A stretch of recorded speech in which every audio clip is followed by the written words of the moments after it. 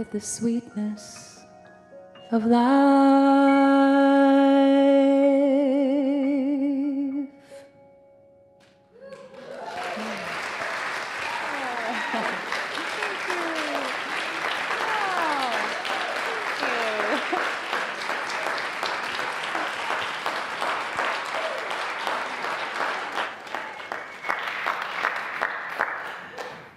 Thank you so much.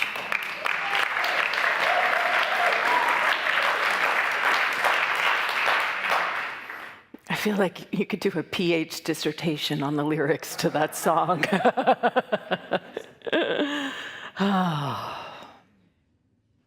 So we're here at Advent Peace.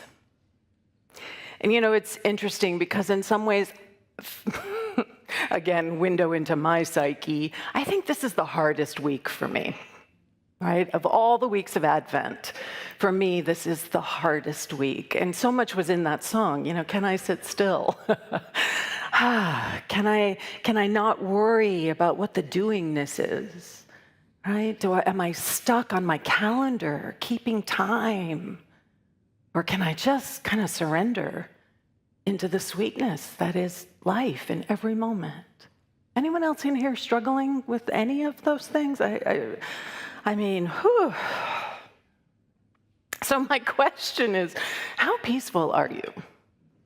I mean, really, how peaceful are you? Not like, oh, I meditate, I'm very peaceful, but then you get in your car and start screaming at the people who cut you off. How peaceful are you, really? And this week is an opportunity to really look at those places where we get thrown off. And what are they? And try to identify what they are. So I was really sitting with this, and you know, the things that disturb my peace, right, are the worry about something, or the anxiety about something, or the fear about something, concern, apprehension. Maybe I'm just feeling some dis-ease, like things just don't quite feel aligned somehow.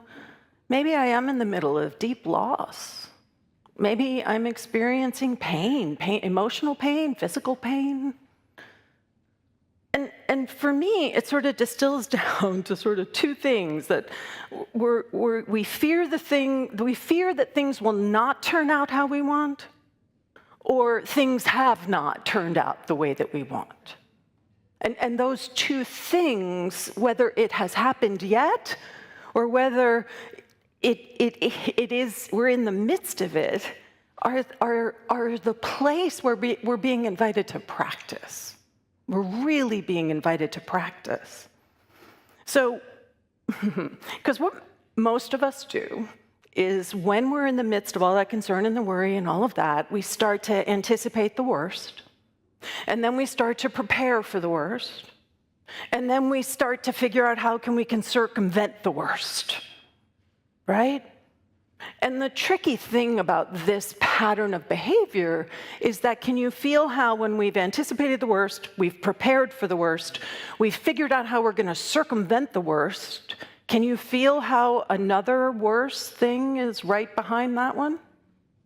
Because if that worst thing doesn't happen and I circumvent that, well, then this other thing could then happen, which we anticipate, which we prepare for, which we try to figure out how we're going to circumvent around it, right? Can you feel how it puts us on a cycle of where we're placing our attention?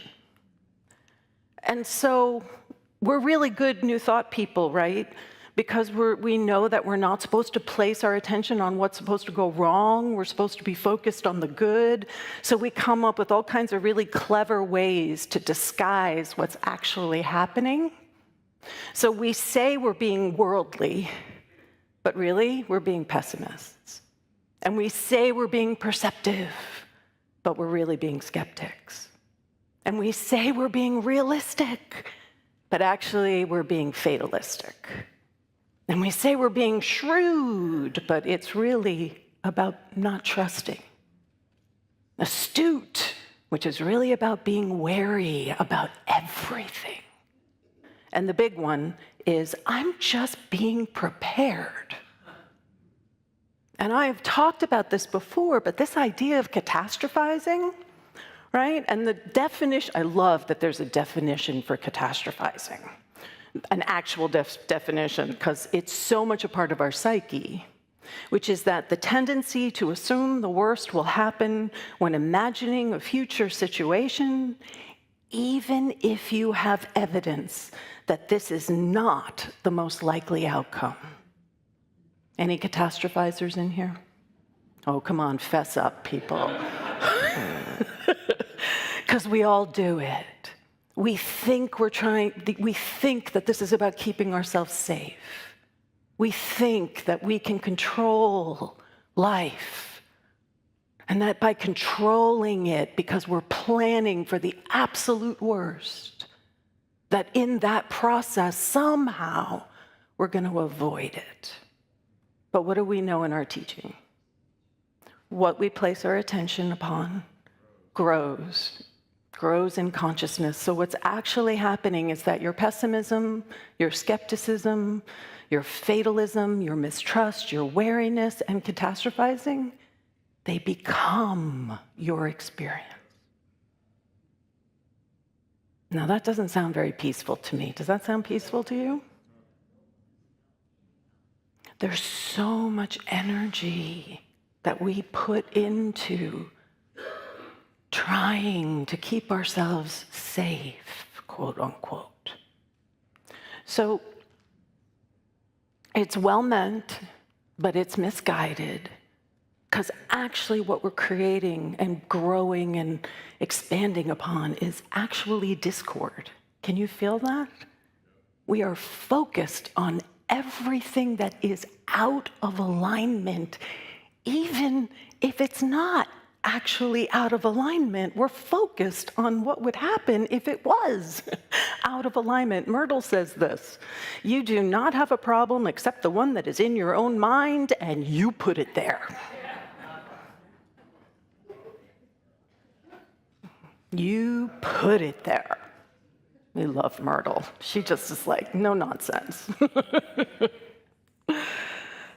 So, last week we talked about faith being this place of expectancy. And I just want to really clarify that when we talk about our power of faith, our capacity to be expectant, we are not talking about expecting things to be a certain way. Can you feel the difference here? We are standing in a space of expectancy that is rooted in the love and the light and the joy and the beauty and the harmony and the sweetness of life. That's what we are expectant around. We are not saying that our faith is about expecting that this is going to happen on my timetable. Has that ever worked for anyone in here? And yet we keep doing it, right? We keep doing it. So Eckhart Tolle says, you find peace not by rearranging the circumstances of your life, but by realizing who you are at the deepest level. We are being invited to pull our attention away from the circumstances. And I know that they're shiny and they're pretty. I mean, look, everything here is so pretty and it grabs our eyes. But we are invited to place our attention and focus and center on who we actually are. And I think for a lot of us, we may feel, my wife will often say to me, oh, I trust you. It's the rest of the world I don't trust. Right? But we're not separate from the rest of the world. I'm not the only one walking around here with a divine beingness at my core. All of us are. All of us are. Are we actually realizing that? Who we are, but also who everyone is? And can you feel how when we really begin to step into that space, it doesn't mean that bad things aren't going to happen. Everyone take a breath with me. This isn't like a magic wand, but this is about saying that is life. Things change, things evolve. In the material world, there is no certainty, but our divine nature is certain, even when our lives feel uncertain. This is the place that we're being invited to come back to. This is where the peace can actually arise from within us. One of my favorite stories from Scripture around Jesus is the story where Jesus has been preaching out, all the people listening to him on the mountain, and he was on a boat preaching so everybody could hear him. And then the boat sort of travels away, and Jesus falls asleep, and the disciples are sitting in the boat, and they want to try this faith thing. They want to try to walk on water. They want to try this thing. And as they're in the midst of attempting it, a storm arises. Anybody ever feel like that in your own life? That you're trying to anchor your Christ nature, but the storm of the world is just overwhelming you? And as the disciples are literally freaking out, Jesus wakes up and he takes a look around. He says, "Peace, be still." And the wind ceases, and there was a dead calm. This is your power. You have this capacity to speak to those inner voices within you that might be panicking, that are worrying, that are creating discord, that are growing the storm of your experience, and say, "Peace, be still." And that regardless of what's going on around you, that you have the capacity to meet all of it, with a sense of that serenity, a sense of that calm. And that arises because we actually believe in our capacities. We believe in our abilities. We believe in faith. We believe that we are life. We believe that we have power. And the more we begin to believe that, the easier it is to meet anything. Jesus didn't have an easy life, certainly did not have an easy death. But he meets it all from a space that we are being invited to ourselves. Myrtle again, because, I love Myrtle. She says, "There are no discords in my being. Being is peace." And I love this because I think it's really true. Doing is discord. Being is peace. Can you feel the difference? And when we get caught up in thinking we have to do something to fix the problem, we talked about this last week, the difference between problem consciousness and creator consciousness.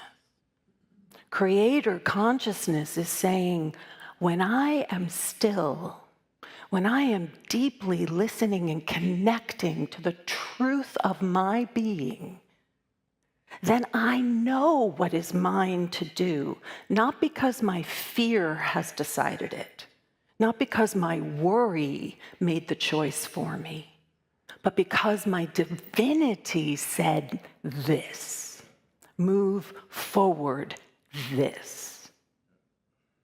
So let's take this into a time of meditation, because I want us to just sit and actually pay attention to those voices of worry, those voices of concern, Because if we try to shove them into the back burner, guess what?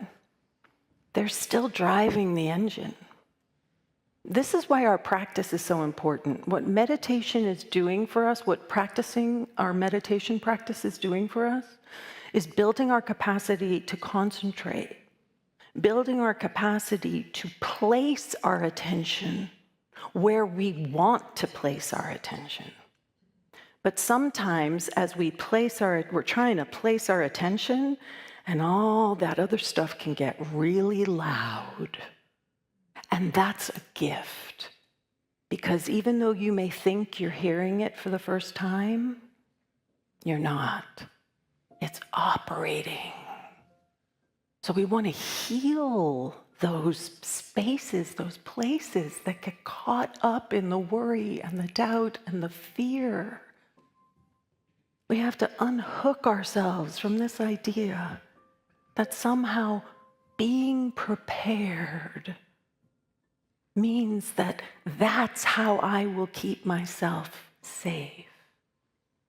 There is that which we are that is always safe, never hurt, harmed, endangered. That's the place we want to choose. That's the place that's calling right now. That place of surety. So let's just breathe into the laughter, right? Because we are going to move through this to joy. That's the whole point, that we're creating a pathway to allow the laughter, to allow the ease. So, just quieting. And just allowing ourselves the space to actually listen. What is it that we're allowing to interfere with our innate capacity to be peace? What are the thought patterns? What are the beliefs?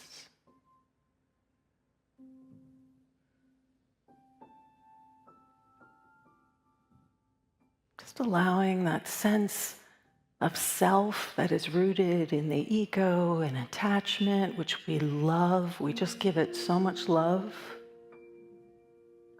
We bring it into this deeper spaciousness with compassion. We bring all those worries, all those concerns. We bring them in. And just like Jesus says, we say, peace, be still.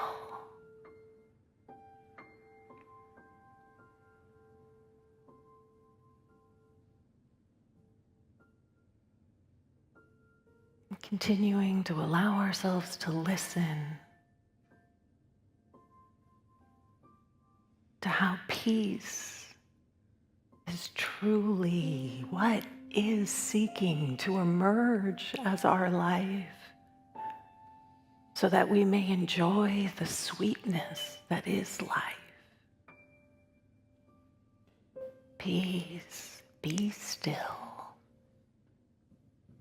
Let's rest together for a few minutes in the silence and listen.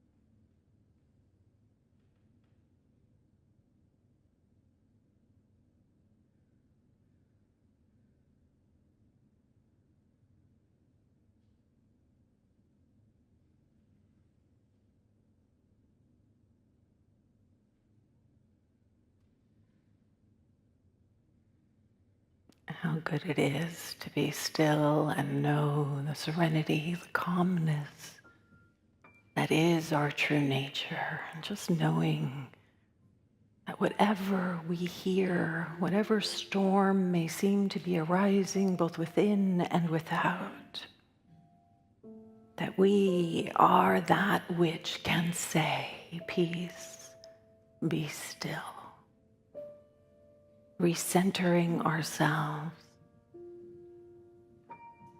releasing ourselves from this story that all will somehow not be well, and just allowing the sweetness that is life right now, right here, to nourish, to resource, and to renew. I see each of us going forth this week, allowing that awareness to guide us in the midst of the doingness, remembering that being is peace. And so it is. Amen. Ashe.